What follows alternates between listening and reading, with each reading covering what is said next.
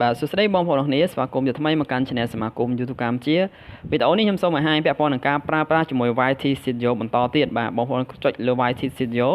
តែវីដេអូមុនខ្ញុំបានបង្ហាញពាក់ព័ន្ធនឹងការបង្ហាញជាមួយនឹងវីដេអូប៉ុន្តែលើកនេះខ្ញុំបង្ហាញពាក់ព័ន្ធនឹង playlist ម្ដងឲ្យបងប្អូនឃើញ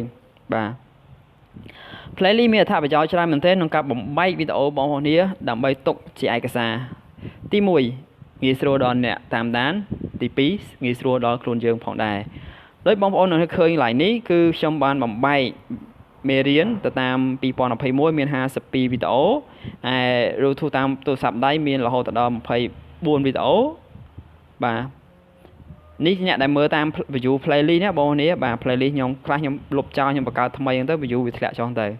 អានេះមាន YouTube solution ហ្នឹងគឺងាយស្រួលមែនទែនបាទបញ្ហា YouTube គឺមាន18វីដេអូ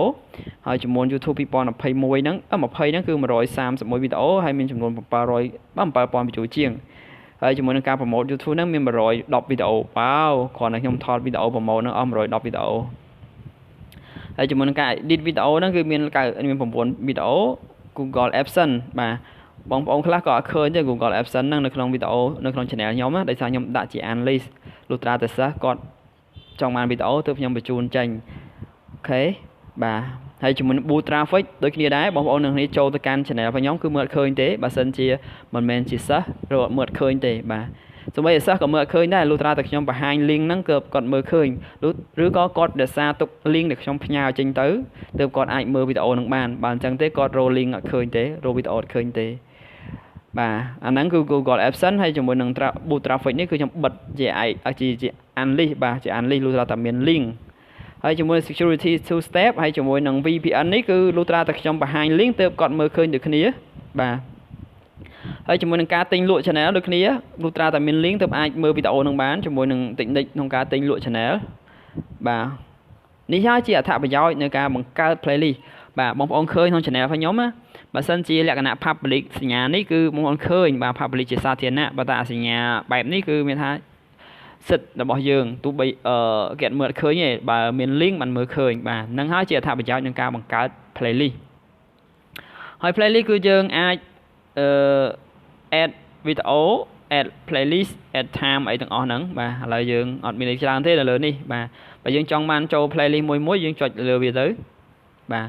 បងប្អូននេះអាចរំកិលវីដេអូទៅតាម playlist បាទចុច edit playlist បាទអាចដូរ description អាចដូរចំណងជើងបាទអាចបដូរពី public ទៅជា private ទៅជា unlist ទៅជា private ចឹងទៅបាទអូខេបាទជាទៅបើសិនជាបងប្អូននេះប្រើប្រាស់ computer វាស្រួលជាងការអង្កលបាទកន្លែងនេះបើសិនជាបងប្អូនអត់ចេះអង្កលឡើងទេណាដូចខ្ញុំអង្កលនេះអង្កលឡើងទេបាទអត់ឡើងមែនបាទអត់ឡើងមែនថាអត់ឡើងមែនបាទបើសិនជាកុំព្យូទ័រគេអង្កលព្រឹបទៅលើហ្មងបាទដោយសារនេះទូរស័ព្ទដៃអង្កលបានបាទអធិស្ឋានបងប្អូនណាបើសិនជាបងប្អូនប្រើជាមួយ YT Studio នេះគឺអង្កលឡើងអត់បានទេតែបើសិនជាប្រើជ្រងប្រហែលជាអង្កលបាននៅក្នុងទូរស័ព្ទណាអានេះអង្កលអត់កើតទេបាទតែប៉ុណ្្នឹងទេបងប្អូនខ្ញុំគ្រាន់តែផ្ដល់អត្ថប្រយោជន៍ពាក់ព័ន្ធនឹងការដាក់ unlist បាទហើយជាមួយនឹងដាក់ជា public បាទ